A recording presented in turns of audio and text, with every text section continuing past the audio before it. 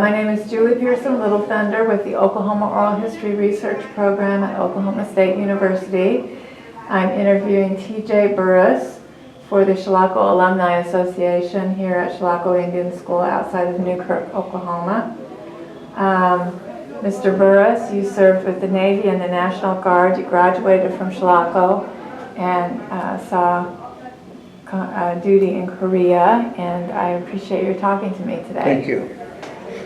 Where did you grow up? Where were you born? I was born in a place called Sandboys, Quinton, Oklahoma. It's down east of here.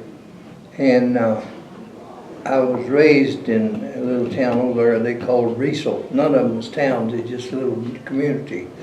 And I went to public school there for a short while, and my mother passed away. They sent us to the Indian schools and at Jones Academy. I graduated from Jones Academy to the 8th grade, and then I came from there to Chilocco for 4 years. Did you have brothers or sisters? I did. They came here too, Okay. also. Was anybody, where were you in the lineup? Were you a middle child or? Pretty close to the middle, yeah. When you arrived at Chilocco, did you have any brothers or sisters already here? Two. Okay.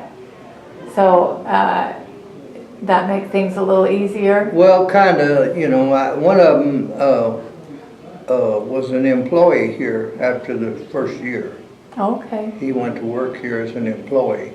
And the other was just a grade ahead of me in school, see. And then when the Korean War came on, why, he was in the National Guard. I was too, but they mobilized him and sent him to the service and discharged me. And that was about all that took place here till I graduated from this school. Till you graduated, okay. Was it hard to make the adjustment from Jones Academy to Chilocco? No, nothing at all. It's just the same. You know? You're away from home, and that's the way it goes. You know? Right.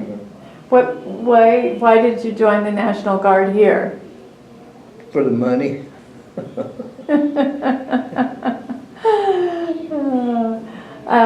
Who were some of the instructors you had at Chilocco that stood out for you? My boss was I took blacksmith and welding, and my boss was named Parker, was a very good instructor. And I had an agriculture teacher by the name of Deb Victor, who was very good. And the other guy that I had was in the agricultural deal, and his name was Shorty Osmond. He was in the dairy barn. Yeah. Okay. What were a couple of the things that you had detail on when you were here? Oh, we did almost all kinds of repair work for the school. You know, those down there's a big set of bleachers down there. We built them whenever, and let's see, we built all of the stainless steel cooking utensils and stuff like that over in the kitchen. In the kitchen. Oh, so you were welding. Yeah. All of those Yeah. big. Wow. We were learning the new stuff, the latest stuff. You know, they didn't have that, and we was learning it. See. Right. And the inspector, or our boss, he was kind of the same way. He's learning right with us. You know? Well, so you were with the National Guard while you were here, and you signed up for that. When you rejoined, were you called up for Korea? I was called in Roseburg, Oregon. You were already in Oregon I at that had moved point. to Oregon. My dad had took us out there. And I was living in Coquille. So I didn't want to go into the Army, you know. So I went and signed up for the Navy. Okay. And I went to the Navy there. And how did you like the Navy? I loved it. I really liked the Navy, yeah. I like to go on the ships and stuff. It was quite. Was it out of Washington State that you served in the Navy, or Oh, out were of you Oregon. trained out of I went Oregon? to Oregon, yeah. On the Columbia? Or? No, Okay. no. I went overseas, you know. Okay, that's after you're overseas, then you're. I went through my training at San Diego, see. Okay, that's what I was Yeah. wondering. The Yeah, boot training in San Diego. training in San Diego, And- California. Yeah, and then I was shipped overseas on a supply ship, refrigeration supply ship. We were taking food to the ships and everybody that needed food during the wartime, see. And Okay. they was on this supply ship, it was called the Picture AF-54. And we would get in between these protective ships because we had so much supplies on that they protected us. You had an escort when you were Yeah, taken. right. Okay. Yeah, the ships would come alongside, you know, and we would send cables across and supply those ships with food and stuff, you know, on each side of us as we were going in the water. Wow. Did you serve in the Navy the entire time then that Yeah. you were I did. in Korea? Okay. Had you ever been on the water before like that long? Had you? No, had experience? no, I'd never been on the water, except these little old lakes around here, you know. I'd never been in the ocean. I didn't even know what it was. I'd been on the beach there after we moved there, but I knew what, you know, the beach was, but I never knew what the ocean was, see. But I learned. What did you like about the Navy service? Oh, just going to different parts of the country and the ports and stuff, and learning different parts of the country. It was pretty good, you know. We went to a lot of different countries, you know, like after the war,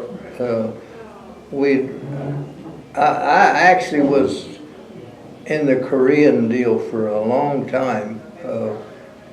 Even after the war, we would go up there and patrol. See, I was on another ship for that. And that little ship was did supplies like we'd go into Samoa and Eniwetok and all those places, you know. And the one thing we had to do was when they were making the H-bomb, we had to patrol the waters out of Eniwetok in the Marshall Islands because the Japanese fishermen, you could put them on you could be on one end and run them out and go down, and by the time you got back up there, they'd be back in there again, see. And then when they did explode that bomb, it sunk those islands there. There was two of them that sunk them. When they were doing the experimental test on the H-bomb. Yeah. I got you. Wow. You were trying to keep them safe, keep everybody out of that area. Oh yeah, we had to keep them out there, yeah. Wow. Did you have any close calls when you were working on that supply ship during the Korean War? Well, we didn't. They didn't hit us, but they hit the ships that were next to us, right alongside of us. You know, there was a destroyer on this side, and a big shell hit him on the fantail, and the aircraft carrier was on this side, but there was no damage to him. But he wasn't on the side that the shore battery was on. See. Right. Yeah. And it was a big old hole in the fantail of the ship where the shore battery had hit that destroyer. So was it men overboard and you were getting men, or was it sinking? No, with the men? no, Okay. no, it didn't sink. Okay. They just put made a big hole. old patch on it, you know, And actually, that was my job. I was a metalsmith. I was a welder and a metalsmith, and I did that kind of work in the Navy. See, that's what I did. As I went up through the ranks, I helped teach welding and stuff like that. But the thing that really helped me was right here at this school. I took blacksmith and welding. See, okay, when I went there, I was as good a welder or better than even some of those people that were instructed. Yeah. Now, in the Navy, I don't know if they probably have an equivalent of AIT, is it AIT, or, you do basic and then you get this special instruction. But in the Navy, you were just ready to go with those skills that you had, those welding skills. The biggest majority of them, yeah. Yeah, they sent me to San Diego for a few of the touch-up schools, but they never amounted to nothing, Did you ever have to do any repairs while you were out on the water? Big time. What were some of the more memorable ones? Well, whatever ones would come alongside. See, after we got through with that supply ship, they sent me on a repair ship. Oh, okay. And the repair ship, we would repair the other ships that came alongside, see. And if we were in the harbor, they'd come in the harbor, or if we were alongside, they'd come in and more to the side of us. And it depends on how much damage was done to it, and what we had to do to it. But most of the ones that we repaired were like destroyers and heavy cruisers. They were the ones that got the biggest damage. See. So how did it work for the Navy in terms of, did you get shore time, leave time? How did that work? Oh, you got 30 days out of a year. See. Okay. But I was overseas, out of 4 years, I was overseas 3 years, So I was over there almost all the time. I didn't mind it. I liked it. We'd go like to Japan and the Philippines and China. It was good. Got to see these different countries. And the way. Australia, we went to Australia. That was a good. Oh, wow. That was a good loop there. Yeah. What did you do when you got back? When I got back, well, Stateside. I got out of the Navy. Okay. I traveled around a little bit. I went to work in an aircraft plant there for Boeing's in Seattle, and I was what do they call them welders that you have to be precise. In other words, you have to really be doing that aircraft stuff. See, and I worked there until I got laid off. We lost the contract, and then they laid everybody off. And then I went back to Oklahoma. My dad was living in Oklahoma at that time, and it was here. I came back to there, and where I was born at, we were on that ranch. There was a ranch there, and we worked on that ranch for a while. And then I left there and went down into Corpus Christi, Texas, and I was working down there for a big dump truck outfit. And I was playing music at the same time. I played music, for in the bars and stuff like that. And I. What instrument did you play? The guitar. Okay. I've got it in my car right now because my folks make me play it down there. When I go down there, I have to play it. That's great. But I went from Corpus Christi to Long Beach, and I got a job at the Naval Shipyard there as a welding instructor. And I was there for probably 5 years, 6 years, and they'd come out with these nuclear ships, you know, with the reactors in them. And they brought one in there and it was leaking, and I had to cut the reactor out of it, see. And they give you what they call a dose meter, and it's a color, you know. And if you get too much radiation, it'll turn another color, and mine did, see.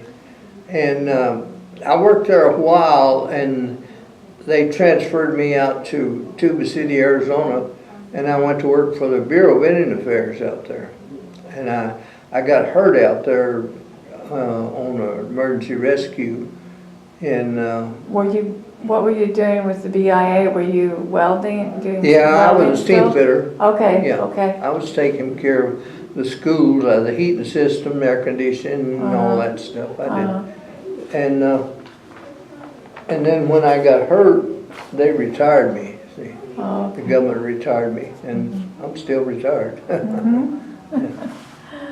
Wow, what an amazing career. Were there very many Native American Navy people when you were working for when you were in the Navy? Not a whole lot. There was some, but not too many. I had 2 or 3 good friends that were Native American. Most of them were Mexican people and Filipinos. A lot of Filipinos worked there, and white people, and that was about it, you know. How do you think your besides the welding part, what did you take from Chilocco that kind of helped you with the military life? Welding. Just the welding? Yeah. Well, I had education on top of that. See. You seen that guy I just was talking to there a while ago? Okay, he was working for me at the Bureau of Indian Affairs. I went to school with him right here. And so you kept your contacts, your Chilocco contacts too. Well, whenever he came there, I was in charge of this jobs there, and those schools there at Tube City. And when he came there, well, he knew me, you know, and he went to work for me there. Right, yeah. Right. Do you come to a lot of the Chilocco reunions? A lot, yeah. Why is that important to you? Well, I've got a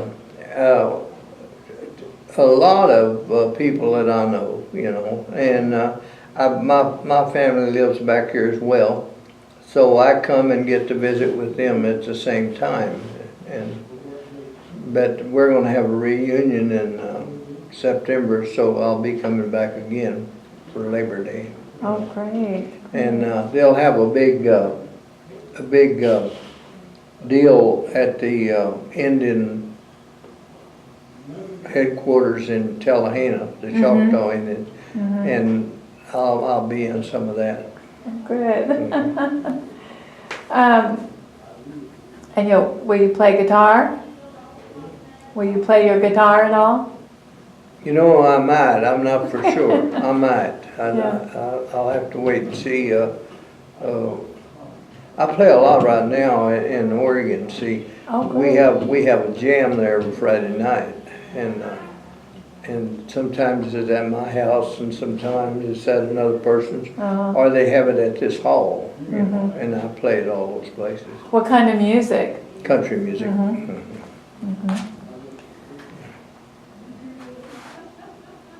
But other than that, that's just about how my life's been running, you know.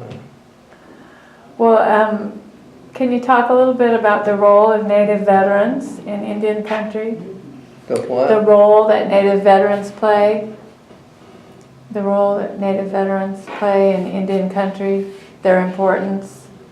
You know, I haven't been involved with that in my country here back here. You know, I just was picked up the other day by the Indian Department, and they want me to give them an interview on some of the stuff that I've done over the years. You know, and so I'll probably do that when I come back the next time. See. But I haven't really been involved with the Indians.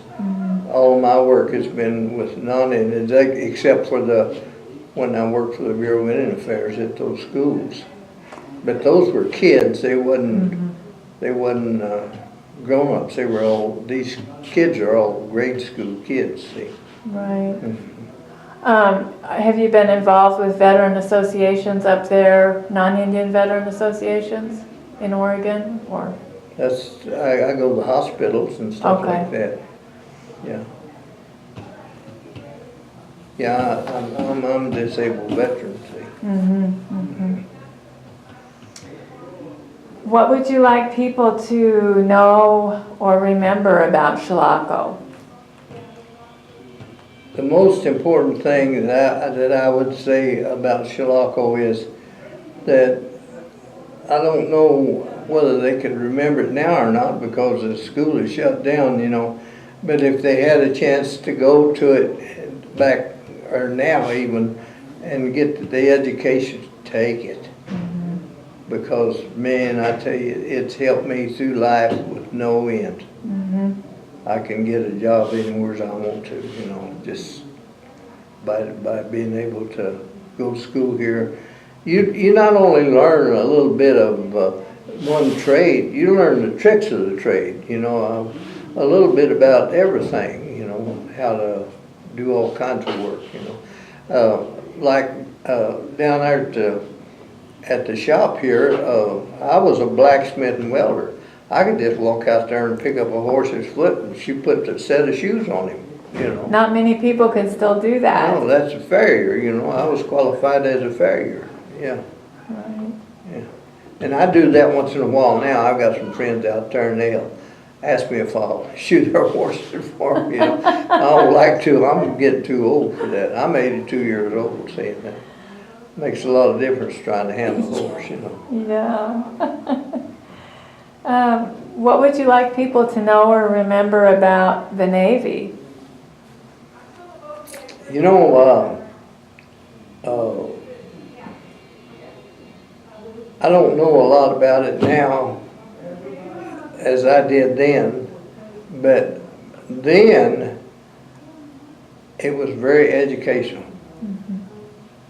You could go in there, and if you really wanted to make something out of yourself, you could take certain trades right in the Navy and make yourself a living when you came home. You know, especially electronics. It was really big in electronics, see. And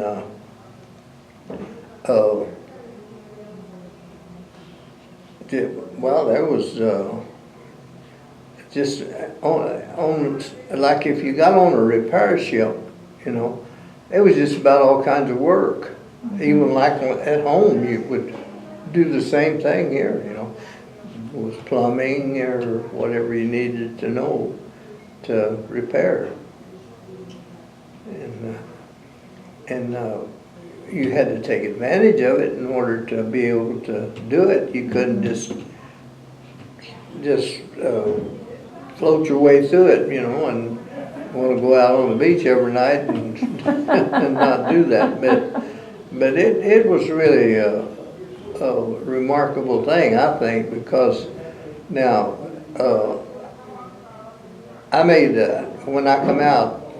I made first class. Okay. And that's a pretty good rate, you know. I was second class. And then I was second class for a long time, and I took the test for the first class, and I had from like March to September before I before they would give me the rate. See, they prorated us, and I got out in March, but I had already made the rate. See, but they weren't going to give it to me until September. They was hoping I would extend the ship over, you know. I see. I came home. You were ready. Yeah, I did. I forgot to ask you about weather. Did you have any scary times on board the ship? I rode out a typhoon when in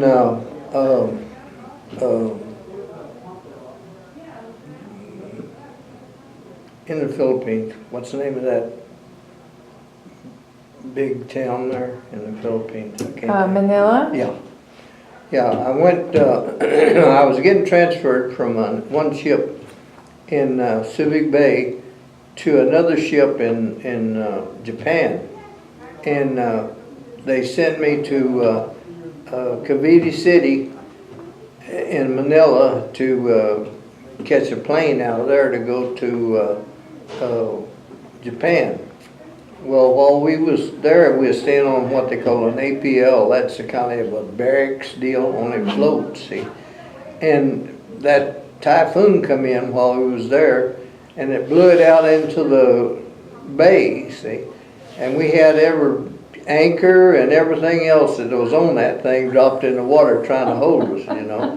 And we kept it upright and never let it get tipped over, so we rode it out.